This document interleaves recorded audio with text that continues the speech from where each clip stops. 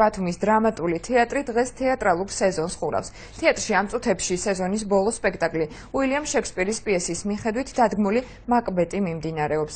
თეატრალურ წარმოდგენაში ორივე თაობის 21 მსახიობი მონაწილეობს. სამხატვრო ხელმძღვანელი ანდრო ენუქიძე სეზონს წარმატებულად აფასებს და აცხადებს, რომ დასში ყოველგვარი უთანხმოება ამ ეტაპზე დასრულებულია. დასი მუშაობას სექტემბრიდან განაახლებს, ხოლო ახალი სპექტაკლი ოქტომბერში დაიდგმება. დრამატული თეატრის სცენაზე მიმდინარე წელს 4 ახალი სპექტაკლი შეიქმნა.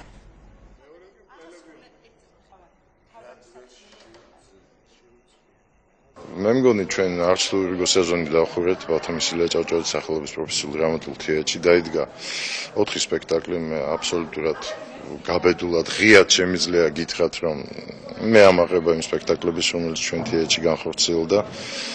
დონე ამ სპექტაკლების არის ისეთი, რომ ბევრ ქალაქში შეშურდება და არა მარტო საქართველოში.